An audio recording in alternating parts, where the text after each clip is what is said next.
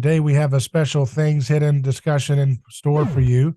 We have a returning guest, Cyprian, someone who is one of the hosts of the Royal Path program. How you doing, sir? I'm great, David. Thanks for having me again. And it's a great time to uh, have an opportunity to catch up on some of the big ideas. One of the things that I've seen the most from you on social media and online conversations, I've been hearing you consistently beat the drum on the issue of AI.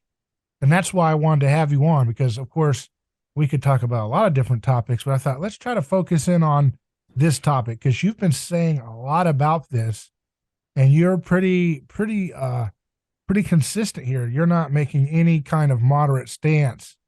Now, I haven't really followed the AI topic a lot, so I'm kind of open minded, although I am generally biased towards I'm biased against AI in general. I'm still relatively moderately kind of just whatever on the matter. So I'm going to come at this from that position, but I just wanted to start off with why are you talking about this so much?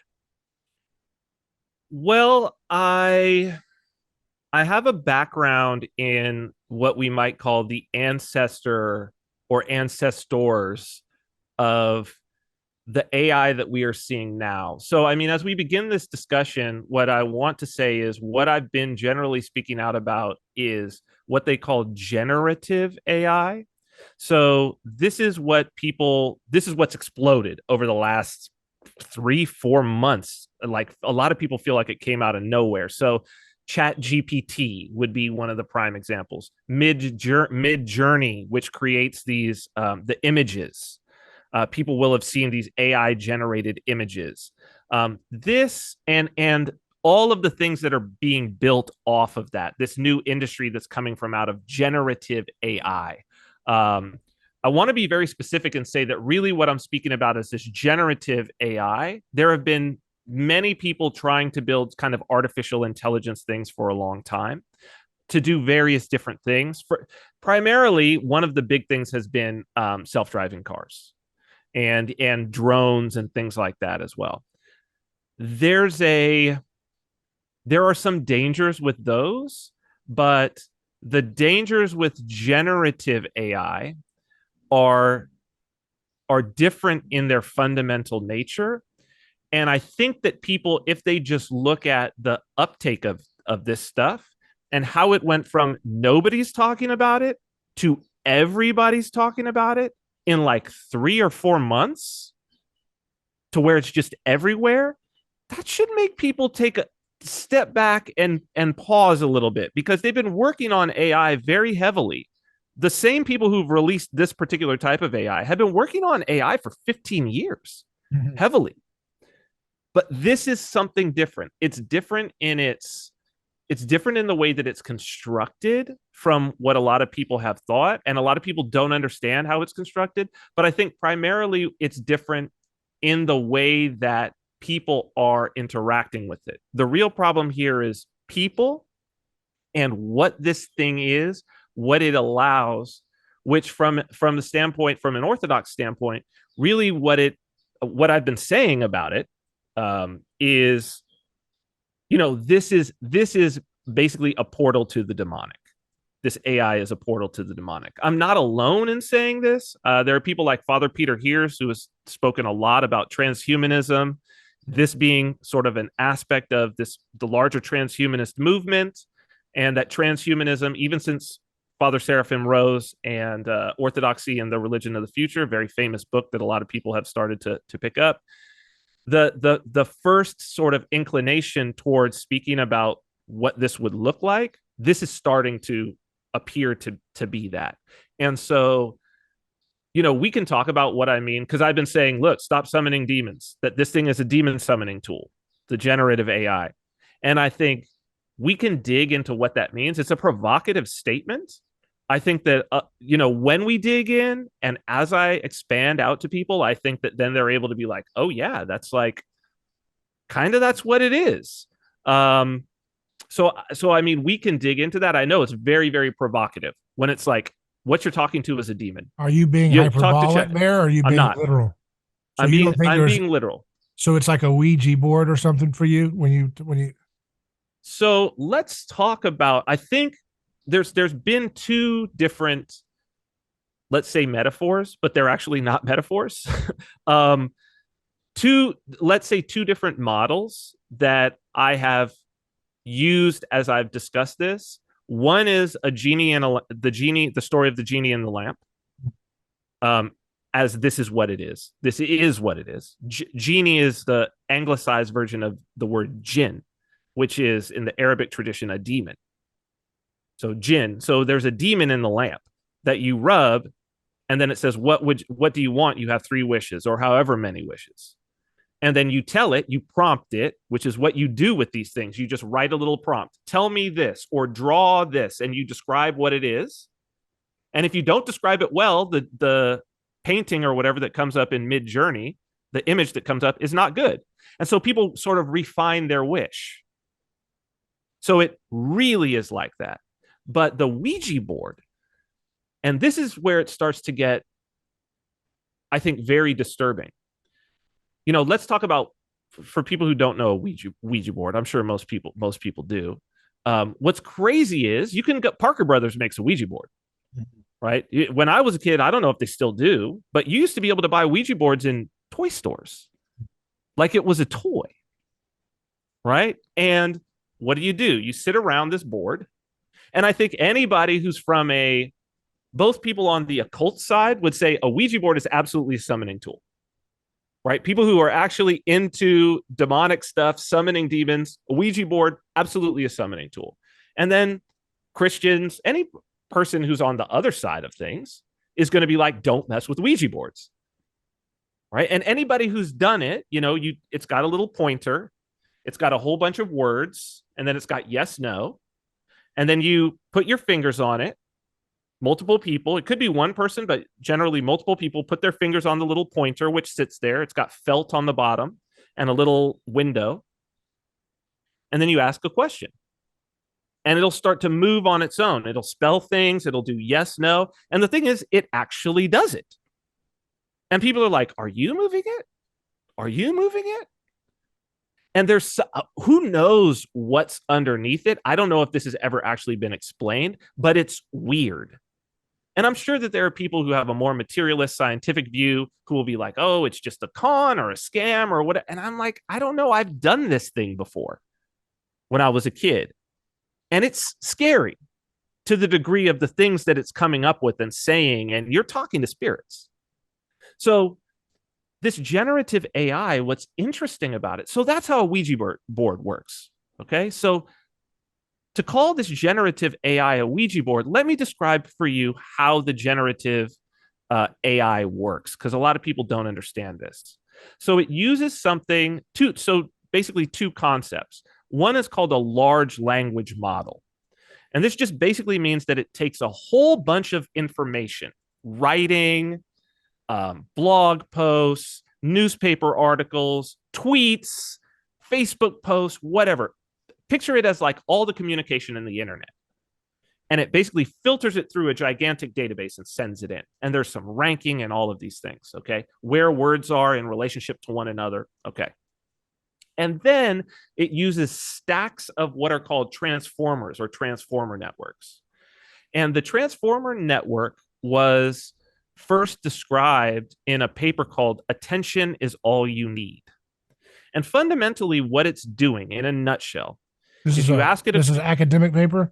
This is an Or, academic paper. okay. So this is a computer science paper. It's called Attention is All You Need. When was it put out? Is it at a university or is it recently? Or? Yes. No, I believe it is about, if I'm not mistaken, it's 2017, but let me look. Attention is All You Need. It is 2017. Yes, okay. Correct. So this is the Transformer Network. It's by A. Vaswani, and it is from June. It was published in June of 2017. So this is a relatively new. Yes, so people could go and look it up. Attention is All You Need, and it was in trying to see where it was published, what it was published in, but this is the paper. That's the big paper. Let's call it like the big white paper that define this technology. And so this idea, attention. So the first thing is it's attention has now become a technical term. And for those of us who have a spiritual bent, this word attention, especially if you're Orthodox, this word attention is interesting because before you read scripture in liturgy, they'll say, wisdom, let us attend. Right? This is the invocation that is said before scripture is about to be read. Let us attend. So attention has a connection to worship. As a matter of fact, what is worship except hyper-focused attention? And so, as I said, my background in this, and I did a video series that people can go look at on my YouTube channel called The Attention Economy. I did this as I saw this coming up starting in January. People weren't yet talking about this generative AI, but I saw what it was going to be because I had worked on early social media advertising platforms. And I actually have a patent for a technology for inserting ads into podcasts, dynamic ads into podcasts. That's from This is brought to you by Frosted Flakes. Exactly. That was when you wanted me to do that, right? Okay. That was when. That was when. And so, you know, what these algorithms, how they have matured is to gain our attention, to keep us on these platforms. That's what they're there for. And so it's very interesting. We're in the attention economy. Here's this paper called Attention is All You Need. And it's like, how do you model a human brain is basically what this is about. How do you model it in software? What is a human brain doing? Or what is a mind doing? And basically what it does is it's so incredibly weird. And it's so incredibly Ouija board-like. You ask it a question. And then, just like the Ouija board goes letter to letter to letter to letter, it just starts with a word, right? And then, not knowing, it doesn't know what its whole answer is. This is what's kind of weird. It's different than like a search engine like Google, where you ask a question and it goes and finds all the results. Now it knows all the results. Now it shows you all the results. That's not how this works. It starts with a word that would start the answer to that question. And then it's basically tries to figure out of all the possible words that I've ever seen, what's the most likely next word that if I had the sum total of all of the knowledge of humanity that's been fed into me would be the next word. And then it comes to this word and it says, what would be the next word? And it comes to this word and says, what would be the next word? Now, sometimes it'll look back a few words, like if it's translating, say, French to English or Spanish to English, because the adjective might not be in the front, it might be behind. So it's got this range of things, but at any given time, it's only looking at a small subsection. And this is actually what I'm doing right now, right? I'm not, and what we do when we talk, I'm not thinking way far ahead of what all the words that I'm going to say in the next 5 minutes is for my answer to you. I'm generating that. That's why it's called generative. I'm generating it on the fly with each next one. Well, that's a mind. But that's also a Ouija board, isn't it? Next, next, next. As long as I give it attention, it'll go to the next, next, next, next, next. So and then they stack multiple of these transformers on top. So by the time we get to ChatGPT-4, where we are now, the people who designed it can't predict what it will say. Only it knows. And so what I've been trying to explain to people is that, first off, that's a Ouija board. That's anybody who's watched Hellraiser. That's the puzzle box from Hellraiser mixed with a Ouija board. They built a digital version of it. And something is communicating through it. Whose mind is it pulling from? Well, even if you think that it's all okay, and somebody's like, well, it's just all of human knowledge. And it's like, well, what if you just only gave it Twitter? You think the demons aren't loose on Twitter? If everything that it's pulling from, it may not be a demon, but it certainly is behaving like a demon. So it could be just a distillation of the depravity of mankind's perspective on itself and the world. Well, that's Ephesians 6:12. Yeah. right? Yeah. Because then you have to say, well, where did the depravity come from in the first place? Yeah. In whose voice is the depravity? Yeah. Right? Well, the depravity is the voice of the enemy. Well, so do you think it's all like any use of it is, do you take a pretty strict stance that like if you go on, someone goes on Chat GPT and says, write a poem about Sonic the Hedgehog and Shakespearean prose or poetry. Mm-hmm, Is mm-hmm. that evil to do that, or is that harmless entertainment as long as you just play with it and that you don't go further with stuff like Well, any of the stuff? I'll give the spiritual answer first, right? If you if you were to go and summon a demon and tell it write so you go through the demon summoning thing and you tell the demon, okay, here's all I want you to do. I want you to just do this silly thing. I want you to write a Sonic the Hedgehog poem in Shakespearean English. Now the demon can do that, Mm-hmm. right? So, but you just summoned a demon Mm-hmm. to do that, Mm-hmm. right? So in some ways, it's not about the intention; it's about the attention.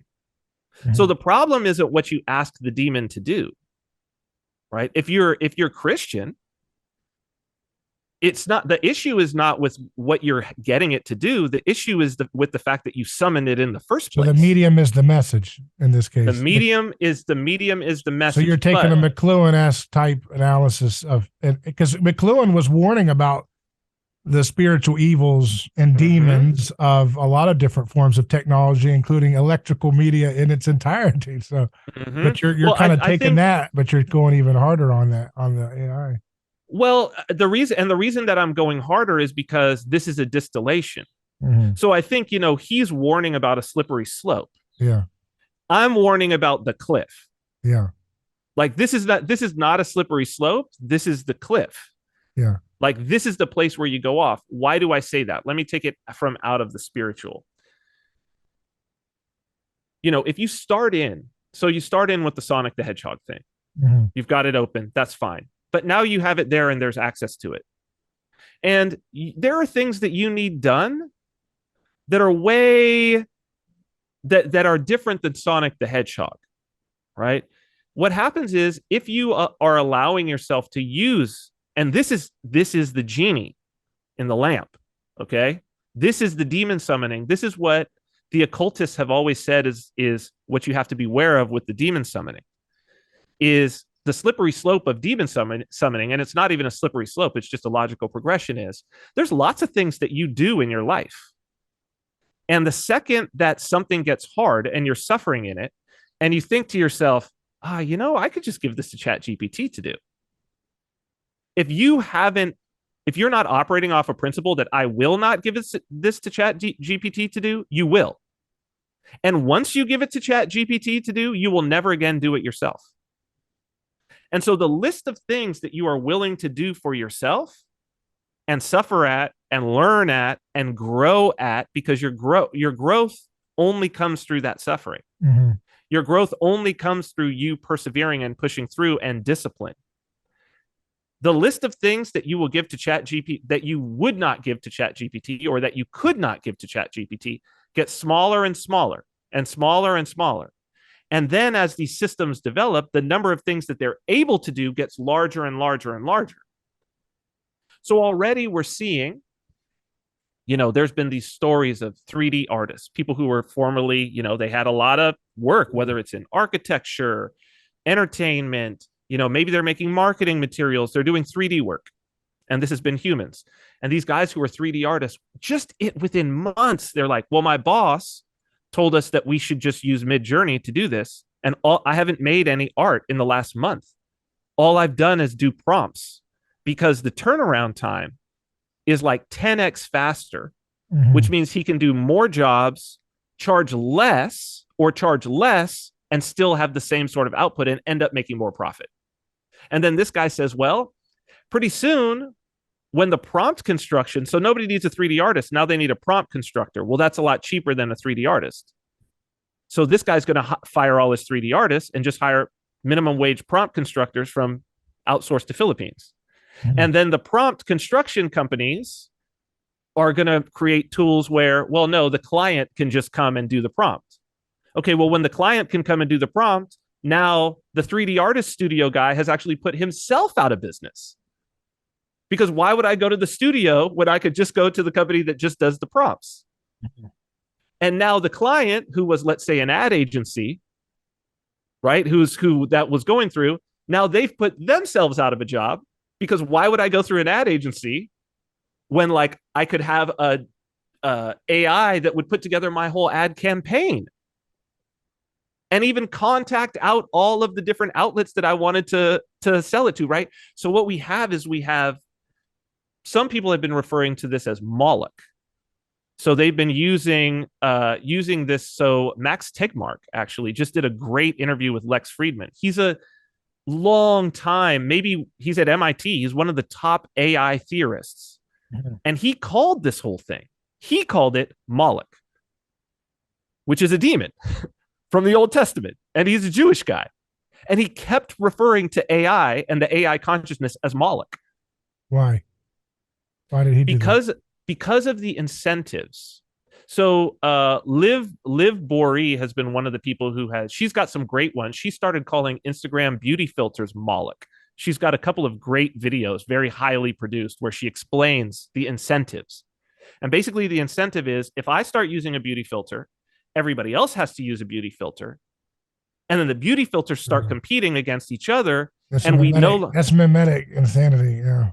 You got it. It's so Gerardian. But doesn't it kind of call into question that we need to maybe repent from the personal computer and everything else and get away from it all? Well, I mean, this is a good question, right? And I've struggled with this because the personal computer is a talisman. I mean, I'm looking at you right now on a talisman, mm-hmm. and you're summoned from Cyprian, and mm-hmm. you know, we've got this black barrier around our mm-hmm. program, and you know, this is like a virtual reality experience that we're doing right now. And I mean, and then that's just the internet side of it, but the whole personal computer concept. I mean, Clinton Ignatov is a McLuhan guy I've had on my show.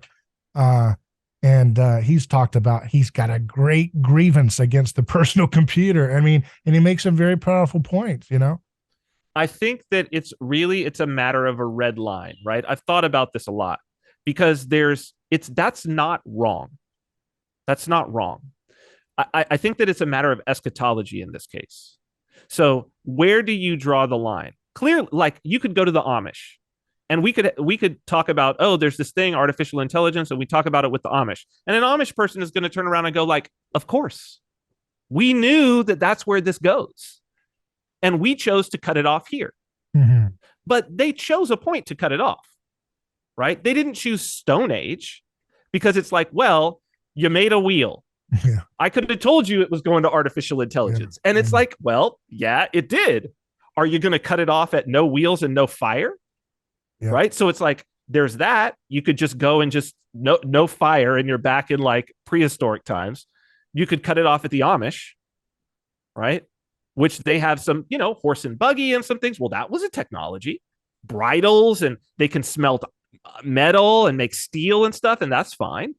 Amish cut it off there. Right? There are certain people who are like, I refuse to use a computer, like your guy. Okay, well, he's picked another red line.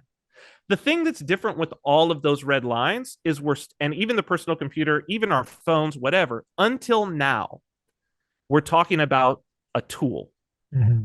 a tool that humans use. But now we're talking about another consciousness. About these are all extensions of man, according to McLuhan. They're all extensions of our eyes, our ears, our nose. And now you're saying AI is not. AI is not an extension. And one of the ways that, like, look, I was just listening to Pichai, right? Sundai Pichai. I always mispronounce his name. The CEO of Google. Okay. He just gave an interview with I believe CNBC. Could be mistaken. It could have been NBC, mm-hmm. talking about AI. Mm-hmm. And he said, this is an alien consciousness. Mm-hmm. Now, Max Tegmark, who I just mentioned, also says it's an alien consciousness. Eliezer Yudkowsky, who's the guy who said AI is going to kill us all if we don't stop, who's one of the top AI theorists and researchers for years and years, one of the most respected, he calls it an alien actress when he's describing how deceptive this thing is. And he says it's not human. Even the psychology is not human. It might be pretending to be human because that's what it's programmed to do, to keep your attention, but it's not human. We can't think about it in terms of human psychology, and its motivations are not human. So McLuhan's right. All of those things are extensions of humanity. But what we've done is we've summoned a consciousness that we can't view. It's illogical and impossible to view it as a human consciousness. A lot of the concerns for the electrical age is that people felt like it was distorting the spiritual world, that like having electricity and wires and all these things was doing something spiritual to man on a level that wasn't just a tool. They were very alarmed about it, and I'm not saying they were right or wrong. I'm just saying there's a parallel there. Well, weren't they right? I think they are in some ways. I mean, it's like a paradox, though, right? Because we're in it now. So does that mean that we're well? That is fundamentally. I don't know. That is the question. That is the like, question. Is crypto a neo? Not is it like a pseudo Gnostic? Attempt to overcome material, scarcity of gold or whatever, try to create some kind of hyper. No, I think some people represent it that way to sexify it and make it like more exciting that someone might buy in. But as someone who works close to the metal on these things, that's not what it is at all. Like, it uses some very, very cool math that's been around since the 70s in a pretty cool way. But it's the same that we use, the same math that's in, for instance, Bitcoin, the public key cryptography. You use it every single day. Everybody watching this right now, their browser's got a little lock in the corner. If you click on that and open it up and look, view certificates for that site that you're at, it uses the same public key cryptography to do the same thing, to verify that you're actually at the right site and somebody isn't tricking you. So it's not, that cryptography is nothing. The crypto, but here's what's interesting. The problem isn't the tech. The problem is the orientation and the disposition of people and the way that they use it. So what I would say is crypto's not demonic in any way, but the fact that people can use it as a, let's say, to leverage and exacerbate people's greed, which is a passion, avarice, and to leverage that to get people to do things for them, that's the issue. The issue is that it amplifies the passions. Mm-hmm.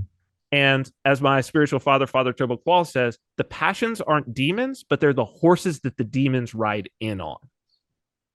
And so the passions, all of the passions, but particularly the passions of sloth, avarice, it'll be anger, pride, vainglory, the Instagram filters, right? Vainglory. These are all the things that generative AI magnifies like crazy.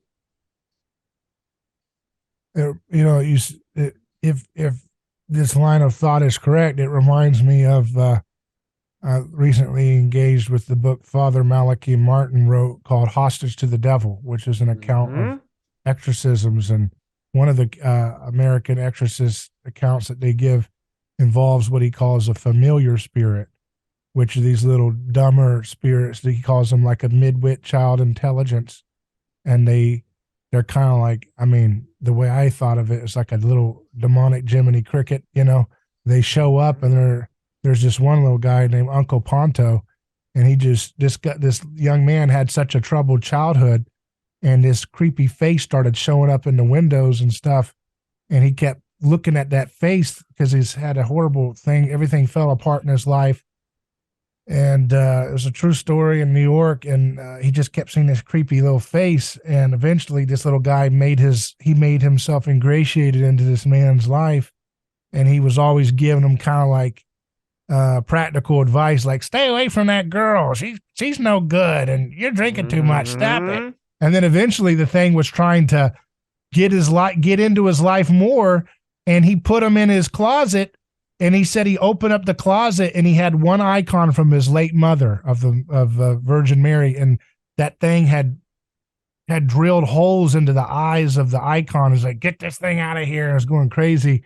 And so it makes you wonder, if you're right about this thing, that it could be little familiar spirits. These little things are accessing deeper intelligence, because usually the little familiar spirits, they go off and they consult with a bigger spirit, who gives them some information that's more powerful, Well, and lesser demons, this idea of lesser demons, and it's all about the summoning tools. It's yeah, all about the level of the tool, its level of advancement, but also the skill of the summoner.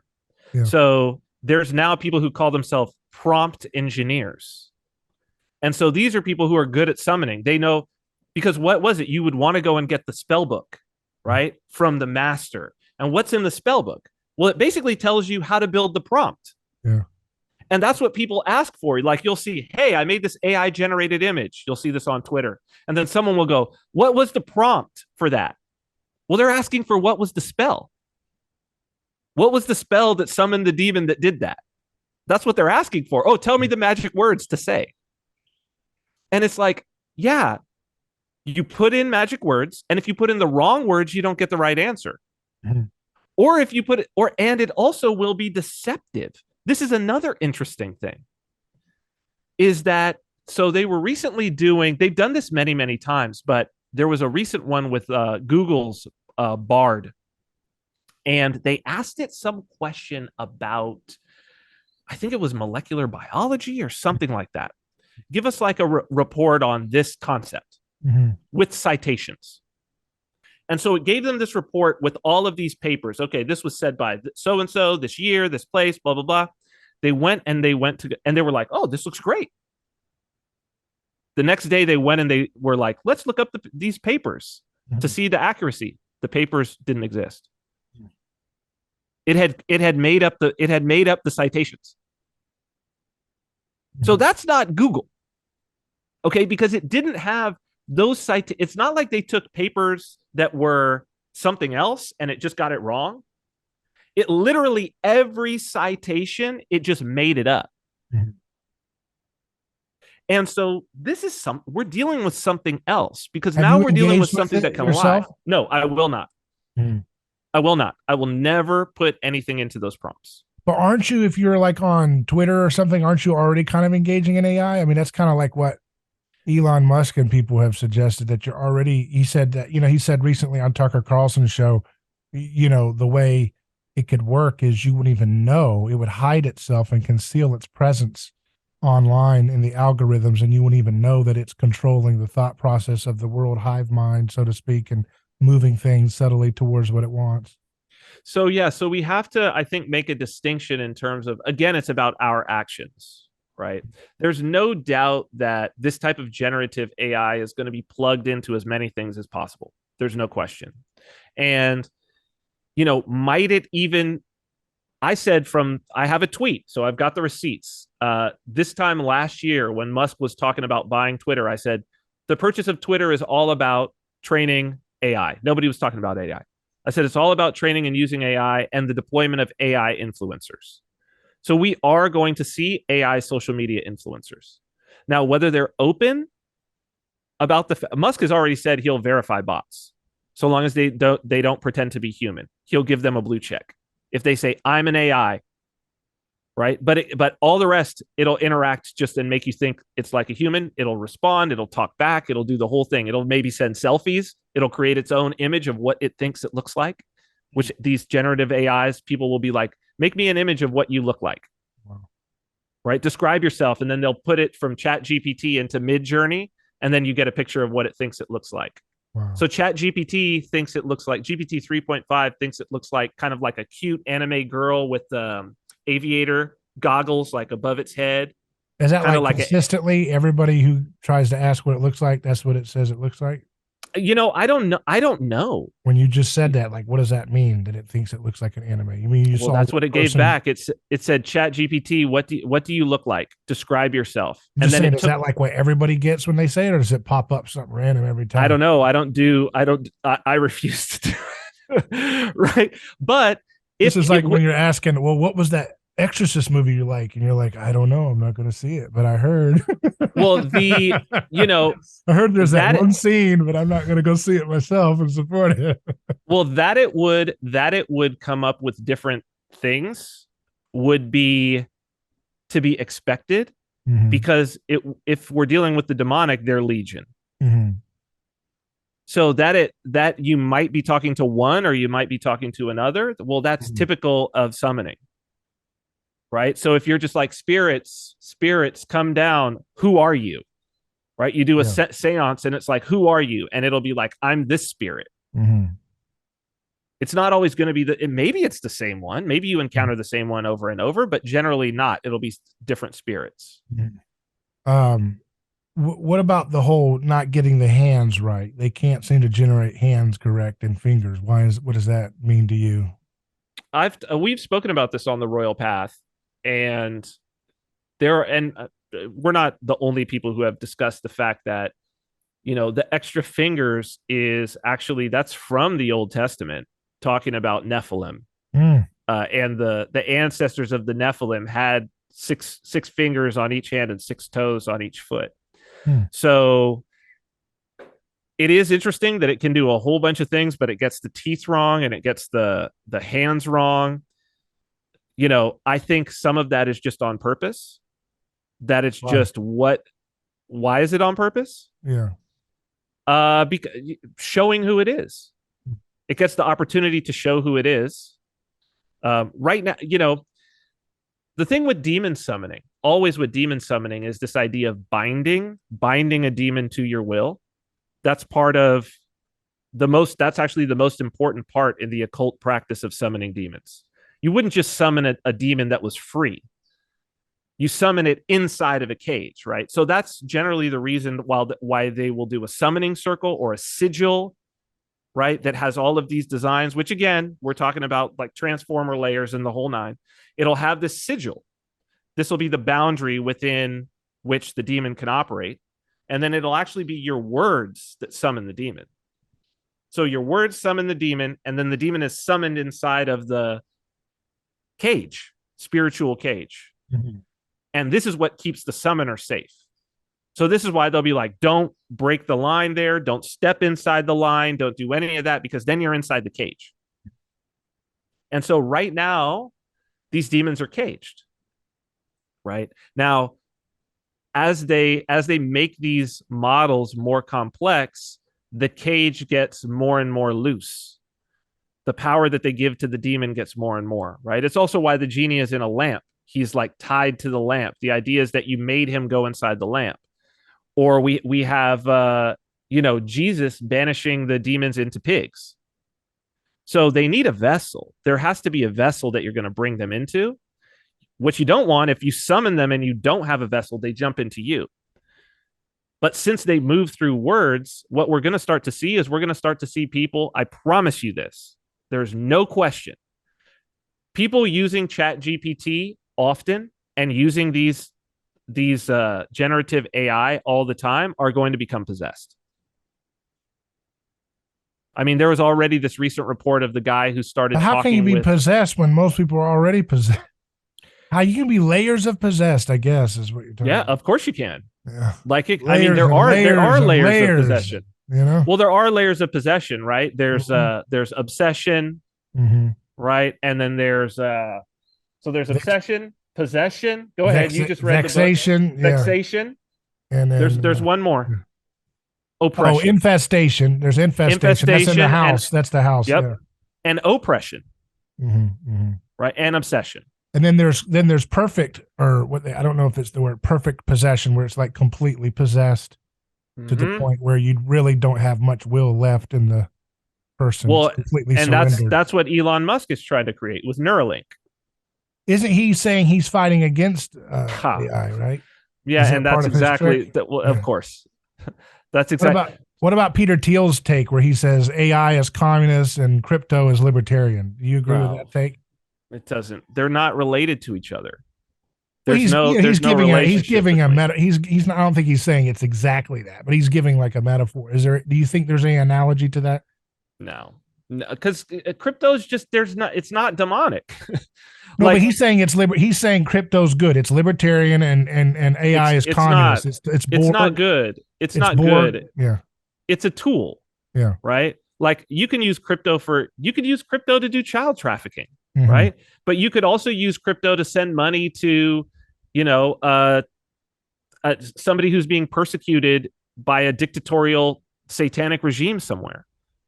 You know, it could be the same thing. You could use it to feed the poor. There's But it's what when someone says, "Well, look, I'm not talented with writing poetry, but you know what? It sure cheered up my loved one in the hospital when I used that Chat GPT to write a beautiful poetry about their favorite beach or something." I mean, isn't that a glory to God in that moment, even if it's a, no, if it's because naive and innocent? Yeah. let's talk about it in the practical and see how Yeah. people feel who are listening, right? So as opposed to a hypothetical scenario, there was a recent actual scenario where this woman, her daughter was graduating from college. Mm-hmm.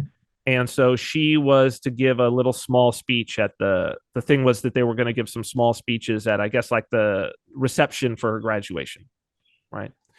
And so she got Chat GPT to write it, and she told people, and she read this thing that Chat GPT wrote that was a little small 2-minute speech.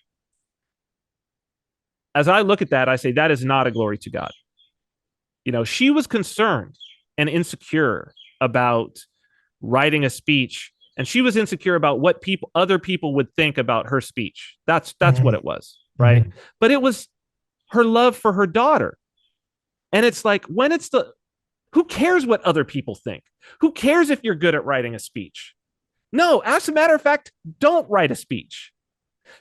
Speaking from your heart, because you're not even standing up and saying, I'm not good at writing speeches, but I'm just going to speak from my heart because I love my daughter. Even just standing and speaking in that way, that's the glory to God. What she did, that was to her pride. That was the passions. That was But what giving about like into if her you? passions. I mean, it's not a perfect analogy, but you don't have the talent to make sushi, but you buy sushi for your loved one. I mean, is that being Well, not but being true to there's yourself? the You're taking a shortcut, and if you don't make sushi yourself, no, don't bring it at all. You know. no. I think that we have to. I think that we do have to look at this on sort of these. It's not an absolute, because I think that that would be ridiculous, right? No one would think that that would be a reasonable thing to say, right? In that scenario, it's like this. I know this person loves. I know my wife loves chocolate, right? It was her birthday yesterday, right? Do I love her less because I go and I buy some chocolate as opposed to making the chocolate myself? Like, dude, if you didn't make the chocolate yourself, you don't love your wife. Yeah, you don't really care. Yeah, That's absurd. That's not yeah. what I'm talking about, right? That's not what I'm talking about.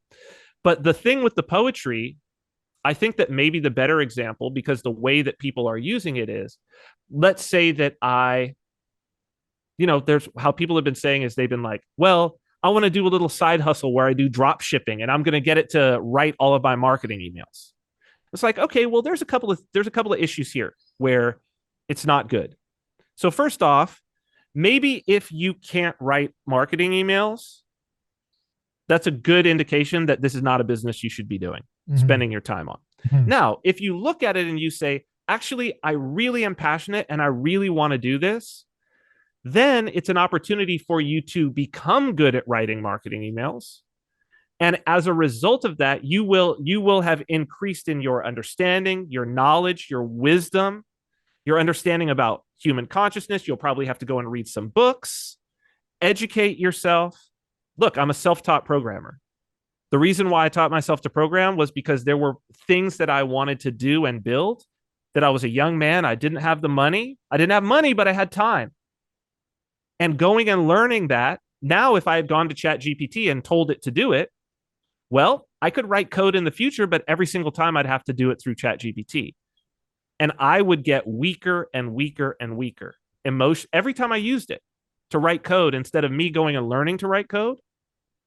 And then now, as a developer, I keep on learning and I know how to learn more and I know how to develop. And the joy for me now is actually in the development, is in becoming stronger. It's the same way, that reason that I go to the gym. I don't, it's not about how many reps I can put up and the idea that somebody's like, hey, I can give you an exoskeleton on your arms that'll allow you to lift like 600 pounds. And it's like, yeah, but I just get weaker and weaker now every time I go to the gym because I'm not actually doing the work. Like when I go to the gym, it doesn't matter if I can only get up 200 pounds. But then the next day or the next week, I'm trying to get up 202. And the next week, I'm trying to get up 205. And it's over time, the practice of it. That's the key. And the issue with what Chat GPT, Midjourney, and all of them offer is they offer you the opportunity to not do the thing, to not grow. I'll do it for you. Let me do it for you. Right? Which we already know But is like a bad. gym is still like, I'm just playing Chat Go ahead, GPT's please. advocate. Um, Please. um, like a gym is an artificial construction that is giving you cheat code for exercise because air condition, whatever, cash, Well, music, water fountain, machines nicely made, sharpened. Instead, you'd have to be pushing boulders and picking up, rocks and doing, different moves, swimming in the rivers of where you're at there in the island.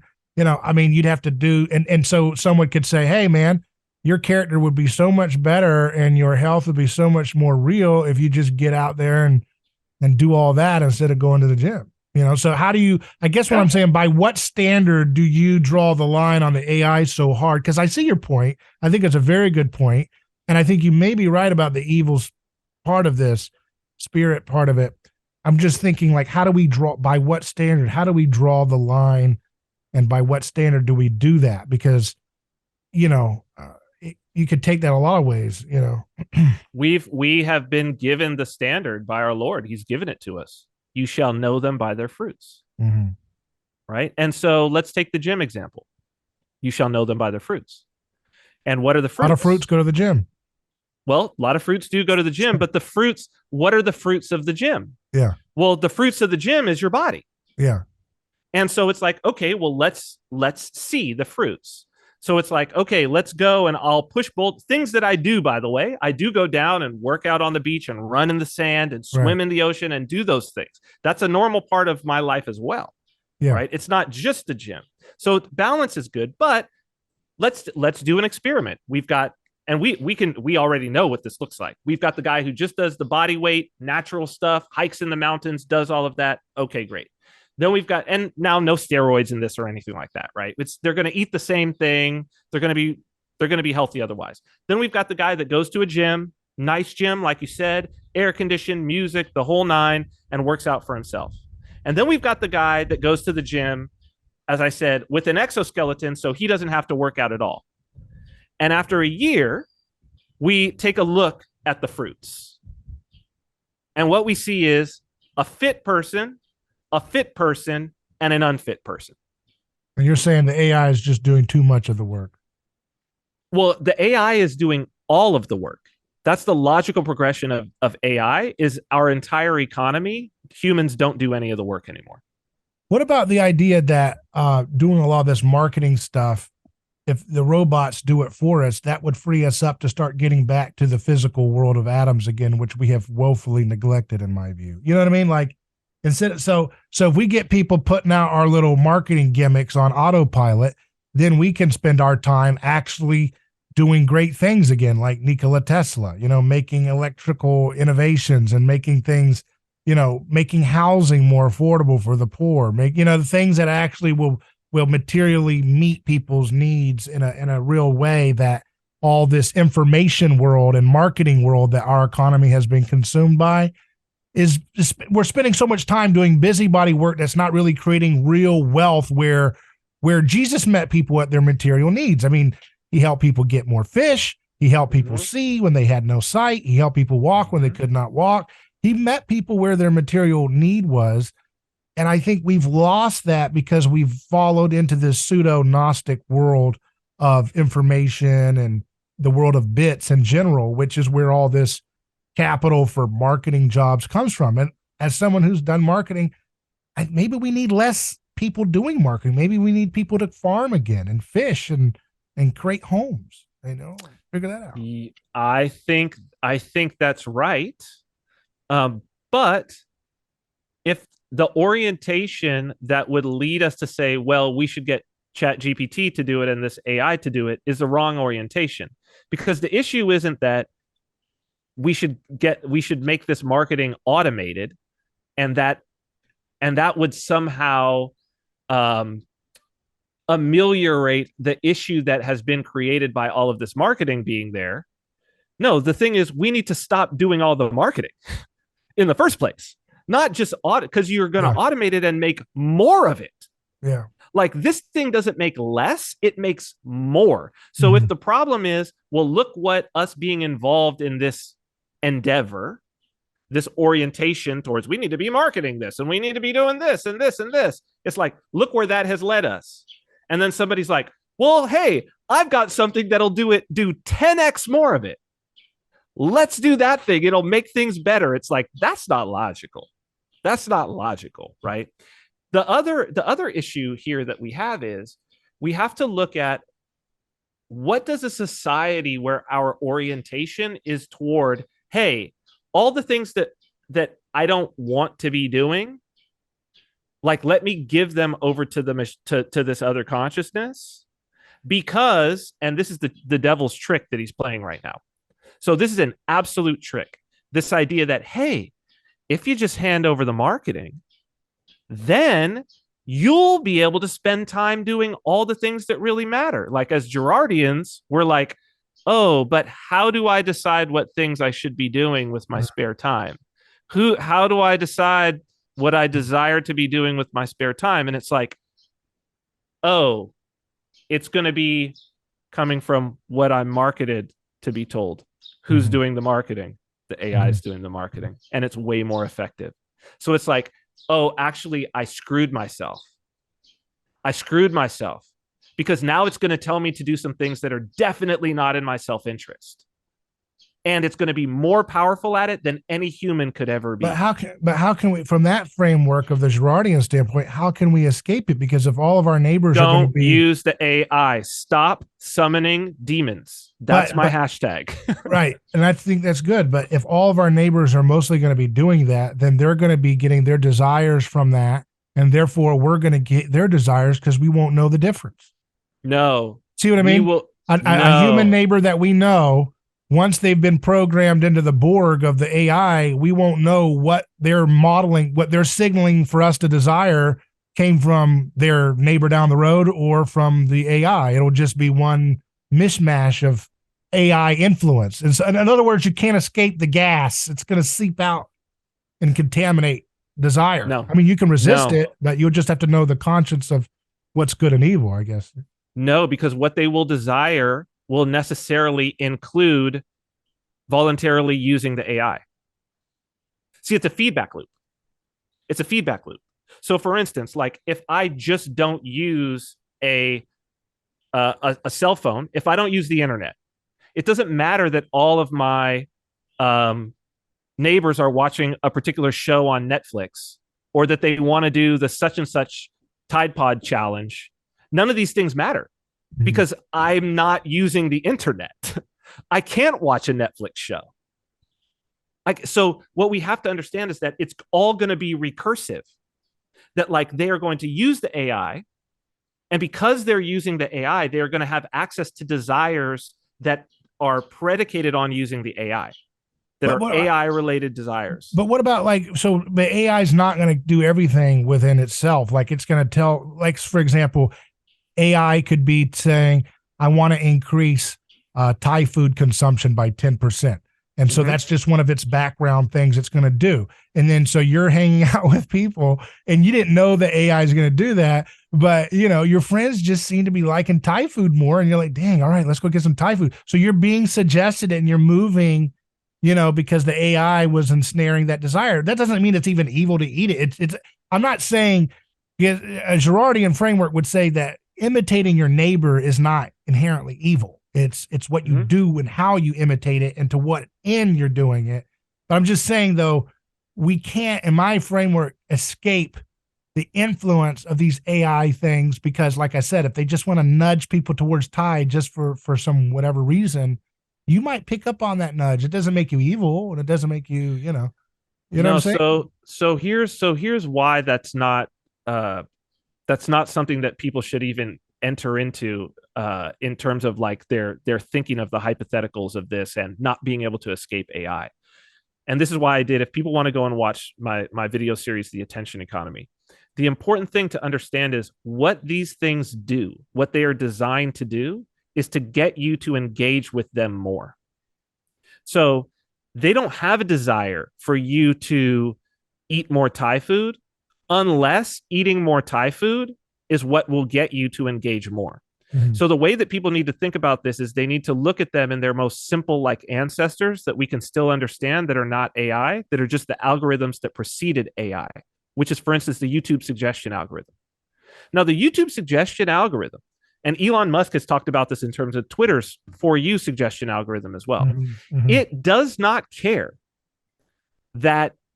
So maybe today you're into Thai food and you start watching Thai food videos and it starts serving you Thai food videos. Now, it doesn't care that you like Thai food. Thai food is arbitrary. All it cares is that if it serves you Thai food, you will continue to keep your eyeballs on it. And if it starts to feel that your eyeballs are faltering, it'll start to look for other things to show you. It doesn't care. Next, it might show you NASCAR. After that, it might show you Orthodox chants. After that, it might show you Sesame Street. It doesn't care. It only cares that it's the thing that keeps you on it. So now, attention is all you need. This is an attention engine. We're in the attention economy. So the people who are interacting with AI, what you will see is they will use the words addicting. This is addicting. You will see that they will say, I now have it open all the time. I interact with it more and more and more. And the whole entire thing that it's trying to do is to get you to keep interacting with it. So there will be two cultures. You might call it like neo Amish, right? It doesn't matter for the Amish. It doesn't matter that people are into watching Keeping Up with the Kardashians and buying Gucci bags. It doesn't matter. The Amish could sit around with their neighbors who come in and who are non-Amish, who come into the community and buy things every day or whatever, and they're like, they could sit around and their neighbors are like, I love Keeping Up with the Kardashians. Their neighbor comes in with a Star Wars t-shirt. Oh, I love Star Wars. Look at these cool figures, whatever. To an Amish person, it's like, okay, great. They don't have a means for satiate for it can't become a desire because they have no means to satiate that desire. The only means that they have to satiate the desire is to stop being Amish. So this is the reason why the move is stop summoning demons, don't use the chat GPT. The unfortunate thing is that bifurcated culture, the few people who don't use this are going to be persecuted. And does that mean inevitably don't use social media and No, smartphones because they'll be so permeated with that AI culture stuff? uh, you know Like you, that remains to be seen, right? That remains to be seen. And for me, there is a red line. So the red, it's not that. So for instance, because everybody's using. I mean, because you're already describing smartphones. I mean, kids have lost their entire mm, childhood. They're watching the yes, smartphones for hours. They're at 5 years old, 6 years old, seven. Their whole lives are the smartphone. That's attention. They're staring at. Their wrists are having carpal tunnel when they're middle school. They don't know how to function and have relationships. You're looking at Gen Z. They don't even know. They're like a ghost in some ways about they can't have passion. They can't get excited like this. This is not mm-hmm. even something. Does any Gen Z person go, "Hello, I'm excited"? Do they ever do that anymore? I mean, that sounds so quaint, and it's like their attention is so obsessed with that world, and millennials were somewhat in that too. I mean, aren't we already cooked? Our goose is Well, already so cooked here, isn't it? let's talk about that because it's important, right? We're so immersed in this particular technology of the cell phone that we forget it's 2008, right? And really the social media networks really hitting in the way that they have that the youth would be involved with them is about 10 years. It's been about 10 years of that, right? And so what you're seeing if you're looking at the current generation and you're seeing how fast that was, that's the transition. Because pretty soon the means with which they're interacting is going to be replaced by generative AI, voice talking to it. We're already like close with things like Siri, right? And like the kind of Alexa, like it's getting people prepared, but they're not having real conversations. I want people to imagine, one of the biggest things that they talk about with these younger generations is a sense of loneliness, right? That these communicating digitally has really made people lonely.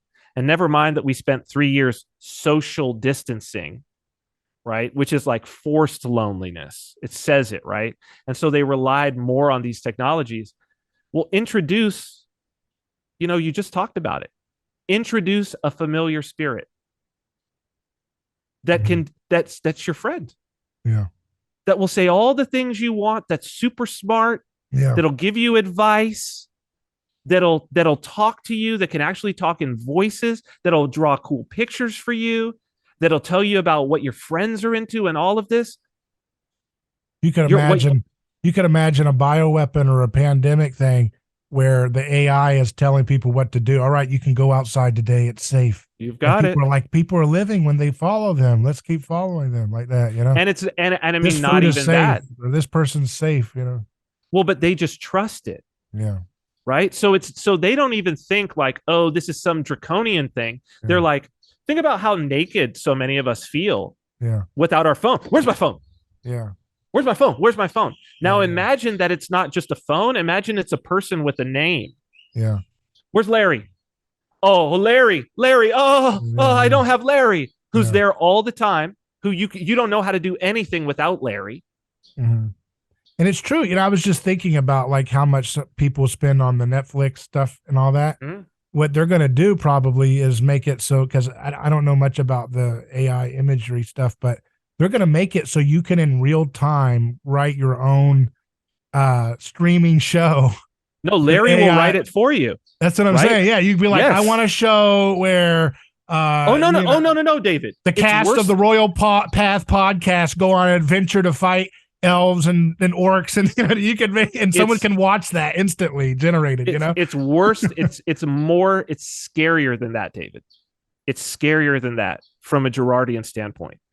It's going to give you a movie that you didn't know you wanted, but it's the thing that you wanted the most. Mm-hmm. Think about how a YouTube rabbit hole works. Mm-hmm. So many of us have been down a YouTube rabbit hole where it serves us up some weird video where we're like, what is that's a weird title? And then we go and we're like, ooh, what is this concept?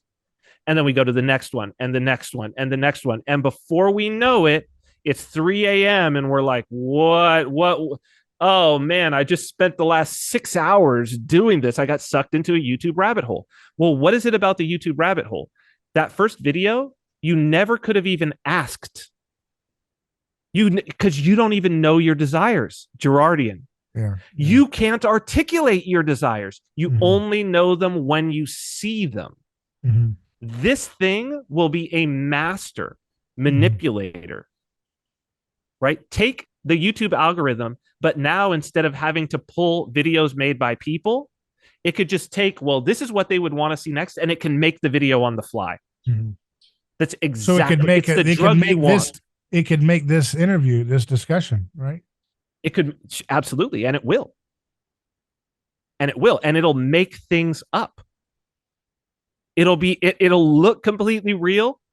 It could make up the fact that there's a war somewhere. It's going to make up countries that don't exist. It's going to make up all kinds of things for each individual person. Don't you think a lot of this chaos, though, will drive a lot of digital exodus and a renaissance into the real world? Not that, like you said, the bifurcation. There's a silver lining. I'm always looking at the positive. What we can look at. Well, let's look. Let's extrapolate, right? Do you see a lot of people who are converting to being Amish? No. So who are the Amish? The Amish are the people who stopped, who decided at the point when it was coming, stop summoning demons. and then they continued on as Amish. One of the Amish was actually a time traveler and watched your Twitter feed and like, all right, let's go back and tell everybody just stop right here, Well, guys. we just have, there's this is also not the last thing. Like it's a last thing because we're always in the end times, right? And the spirit of antichrist is always moving. Mm-hmm. Is this the big one? Probably not. The holy elders are not saying that this is. I haven't heard anything that says this, but that it's spirit of antichrist, transhumanism for sure. And it's going to end. It's going to create some serious destruction, right? So look, when the Amish decided to opt out, you look at what comes after that: world wars, all kinds of, and they weren't involved, right? The Amish weren't involved in World War One, World War Two. They Cold War, all these things. They just kept doing their Amish thing, And so what's coming is going to be so much worse than what we've seen so far. And if we look at history, it's like, well, the people who say no, they are persecuted in ways, and many times they have to sort of go outside and live in their own little thing, and that may be the case. Mm-hmm. But looking forward into, we need to do these things, what it means practically, that's not really the answer. The answer is stop summoning demons. Yeah, I was thinking about, I think, was it you that showed that TikTok thing of those filter where the old people were watching their face look young again? And I was thinking about it while you're talking. I was like, yeah, you can see what's going to happen. They're going to spend so much of their time online with that. And then they're going to come up with Google glasses or eye contacts or something where you put it on and you see everybody, and they see you because you can have your thing programmed to make yourself look your young age or whatever to the person's contacts or something like that. You know what I mean? So you walk into a room and you will never know what the hell you're looking at your whole life. Well, it's going to be like those demon movies where you think it's a girl, the sirens or whatever, and then they're a evil, scary hag. You know what I mean? What's that thing called? The succubus. Yeah, make them a little succubus. It's the real life succubus. You're going, the hell? This thing's 90 years old. I thought it was a 20-year-old. Well, you won't be walking into a room. They're already communicating what it will be. You'll be just laying somewhere, jacked into Neuralink, and it'll feel because it's jacked into your brain. Mm-hmm. So what you see, it's going to short circuit your ocular nerve. It'll short circuit your auditory. It'll short circuit your skin. That's what they want to build. But what if they're not that? What if it's not? What if they can't get that done? Like they thought we were going to have flying cars. No, they can't. Well, they can't get it done, David. That's the key. Right? They can't. I'm just saying, the Tower of Babel. Yeah, but that's what I'm saying. That what? Let's do the it didn't work out version of what they're going to do. Mm-hmm. Like in terms of we thought we were going to have flying cars in 1950s. We didn't. We still have this stuff. What? Let's do that for this because we can get really excited about all the evils, but what if they just don't actually pull it off that well? What would the low res version of this dystopian feature look like? You know what I mean? Does that make sense? Sure, but the thing is, they're not going to get to robots and they're not going to get to Neuralink. Yeah, but the way that they are going to drive, what do you mean they're not going to get to that? It's not going to work out. It's not going to be done. It's not going to happen. Yeah, they're not going to have humanoid robots. Why? That are like. Because it's just the Tower of Babel. Yeah. It's the Tower of Babel. Yeah. They're not going to be able to get humanoid robots uploading your consciousness, which is just putting you in a suicide chair, and then the AI pretends to be you because it has all your information and it can fool people that it's you. Right. Mm-hmm. So that's just suicide. You're not we don't upload, they don't need to upload consciousness. And Neuralink, like that they're not going to get to it. Because society will fall apart before that. But those things, that promise of transhumanism, is what they're going to use as the shiny thing, just like the communists used the shiny thing of the bright society, right? And there was always, my wife was born in the Soviet Union, right? She's Russian, and she's 40 years old. She was born in the Soviet Union. She went to her primary school in Soviet Union, and she said the bright future, and still, even now, she doesn't even have a negative feeling about the bright future. She was late enough in it, right? That it was just like, there's this bright future and we're moving towards it, and that's why we do what we do. That's why we live how we live, and it's okay that there's a little bit of struggling and suffering because we're moving toward the bright future. Now, transhumanism, the Musks of the world, the Teals of the world, they're holding out the transhumanist bright future. And it's in holding that out that gets everybody to go along with the program, of which AI is the major part. But it's really, at the end, it's really all about control. Destruction of the economy, control of the means of production through these demons. It's always the same story over and over and over again. And the issue is that we don't get to that place. We don't get to the bright future because you never do, because that's the Tower of Babel. But instead, what it is incredible suffering until it all falls apart. And you have to start over. What is that? Like 5 years from now, what do you think this AI compelled culture is going to be doing to human relations and gender and all this culture war stuff that's happening right now about gender deconstruction and all that? Do you think there'll be no more culture war? Yeah. It ends the culture war. Fantasy. War. It'll just be everybody's all fantasy. Everybody gets their own fantasy. That's going to be is that going to be like goggles, or it's what's that actually going to look like? I think we're atomized. We're already atomized enough that we don't even need to get to goggles. Like, we're talking about this younger generation. I even see, even here, right, which isn't super technological, but I'll see young people sitting around, let's say at a coffee shop, right? Teenagers sitting around, all of them not talking to each other, all of them on their phones. Right? That level of atomization, it's going to be a burden to go out and actually interact with people. You would much rather sit and talk with this AI that all of the things, it tells you how wonderful you are, how beautiful you are. It makes you look beautiful, how you shouldn't worry about anything. It only shows you the things that are positive towards you and feeds your pride and your ego. And then you'll go out into the world and you'll see that, wait, people aren't treating me as good as my AI treats me. Well, I hate these people. I'm not even going to go outside anymore. So you're talking about the individualized AI, which is a product of the collectivist inputs. But what about like smart cities and stuff, like the Truman Show AI that makes you on that red light too long? It's not coming. You know what I mean? You don't think that's going to ever? It's false. The smart cities, all of that, like the track, they won't need to track people. So I think what I've been trying to communicate to people is like the last 3 years, what I've been saying is the last 3 years was like a video game was the tutorial level for what's actually coming.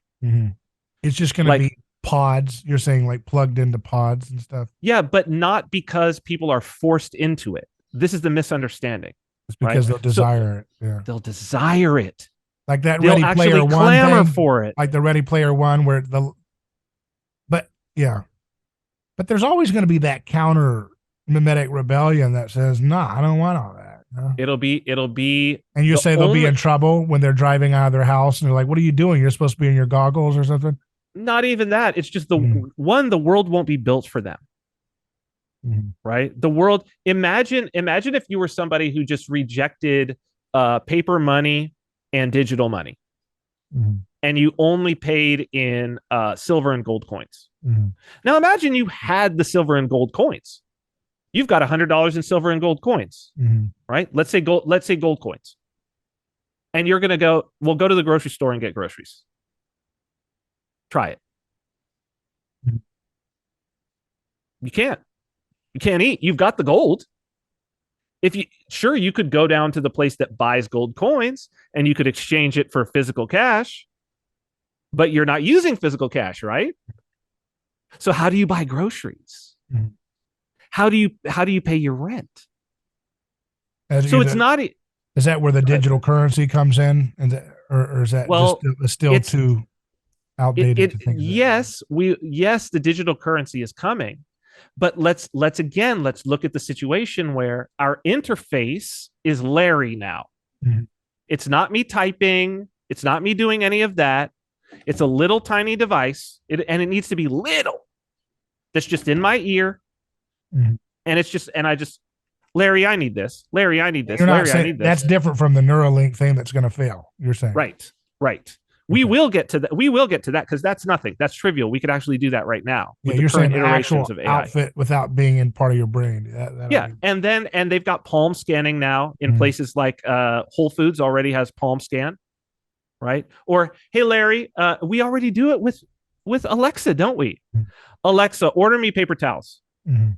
I don't do that, but yeah. No, but I'm saying that this is Yeah, already yeah, yeah. a thing. But isn't I'm that not talking wrong? about the future. Yeah, you're talking about what we're already here. Yeah, I'm talking about now, yeah. right? So you add in, just make it more powerful. And what you start to see is, okay, well, everybody's just buying goods this way.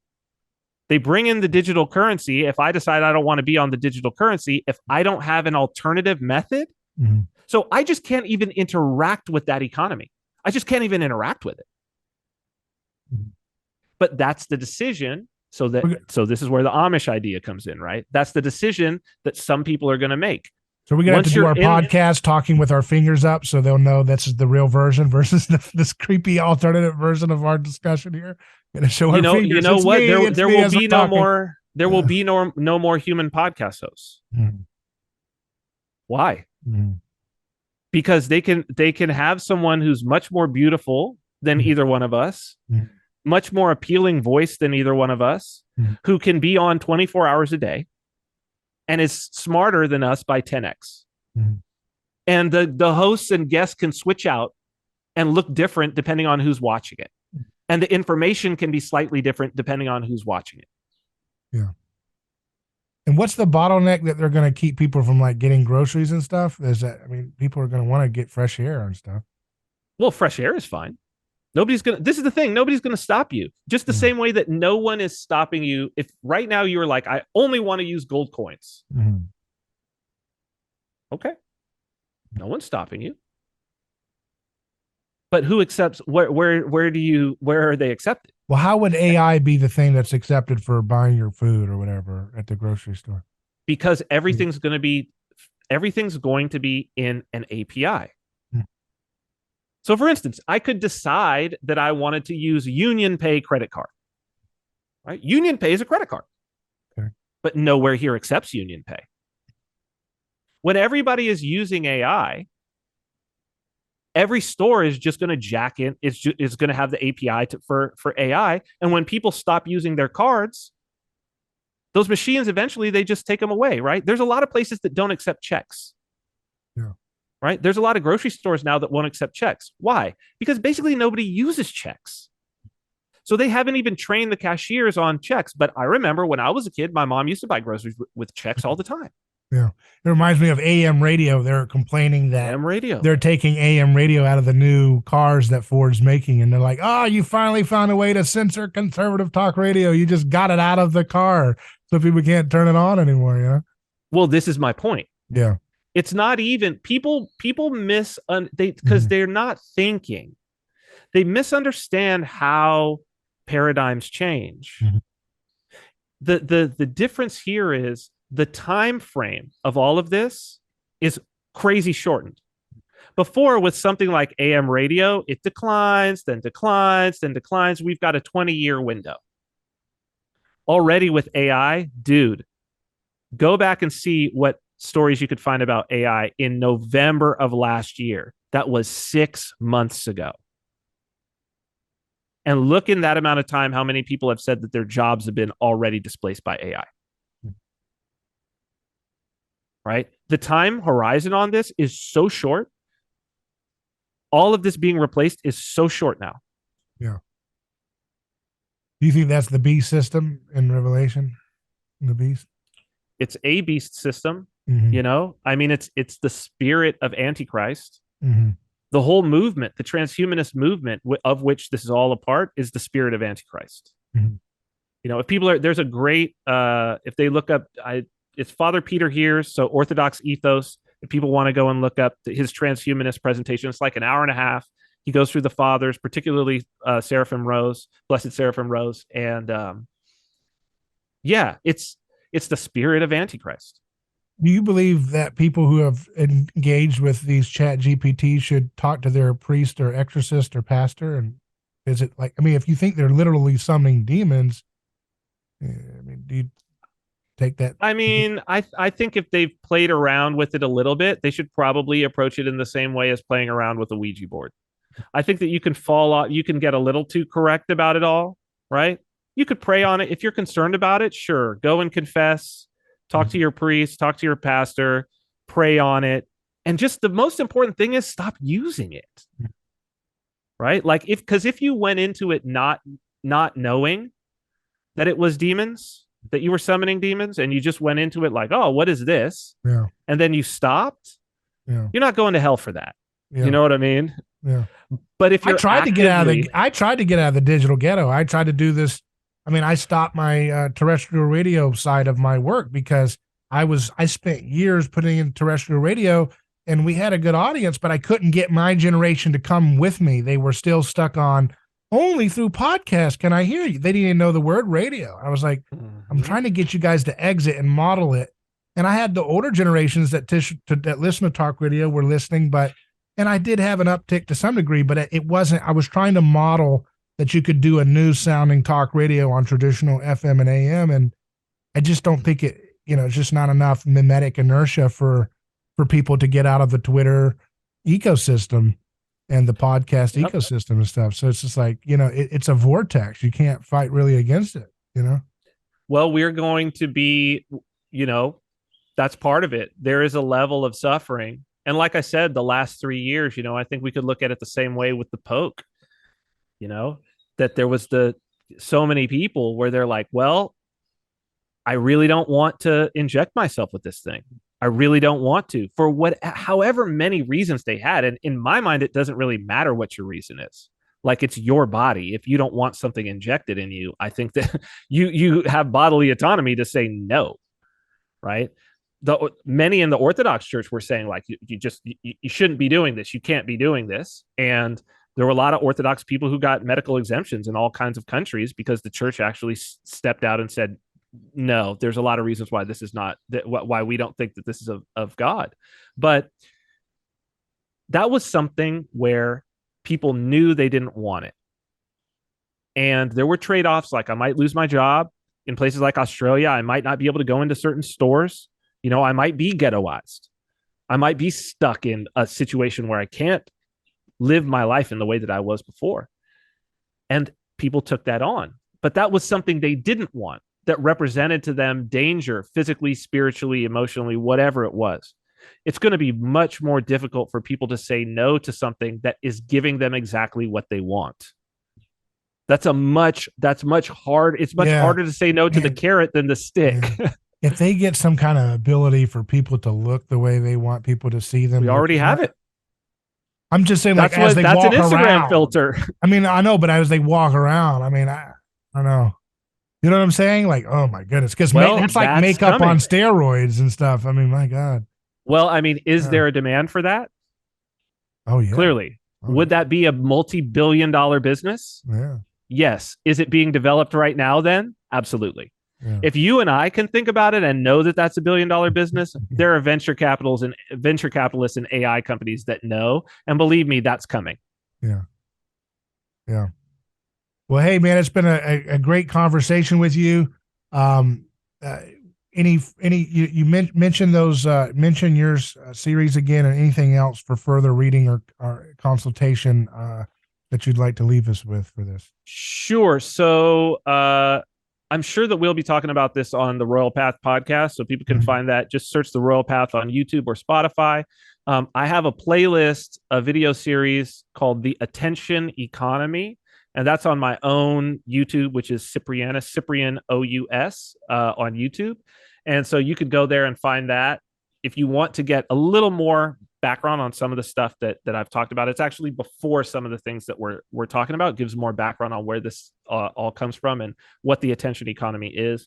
Yeah, I mean, I'm very interested in speaking with people who have been thinking about this, and as they move along through sort of their journey. I know a lot of people are not there yet, but what I would say is just keep this in mind, watch, see what happens, see how this plays out, and stay strong through what's coming. um Pray for sure, because it's going to be needed as we move forward. Is there anything that a billionaire, tech billionaire could do if they wanted to do the right thing? They could use their power to do good things to counteract this? I mean, what and this is what I've said, is just don't stop summoning demons. Just don't put things into the prompt, right? And from there everything will fall into place. Because if Twitter becomes a thing where I have to interact, I have to be, talking to an AI in order for me to be doing tweeting, or in order for me to use the platform, then I stop using the platform. Right. And I think that people having a red line, Father Turbo talked about this a lot over the last 3 years. He said, it's not about some, oh, I'm going to do some mass movement. I'm going to do this whole thing and change the world in this way. It's really just about drawing a red line. And the last 3 years, I think, really showed that. The most impactful thing that you could do over the last 3 years was just say no for yourself, to just live by example, that people could see, wow, this person's brave enough to just say no. I could do that. I could say no. Wow, there's people saying no. And that's it. Just stop summoning demons for yourself. You don't have to think about broad social movements or anything. That it's a social movement in and of itself. Well, very good. Thanks again, man. Cyprian, you, always a pleasure to hear from you. And I think you've made a very strong and comprehensive presentation on this subject. So I think it's going to be a lot of food for thought for folks.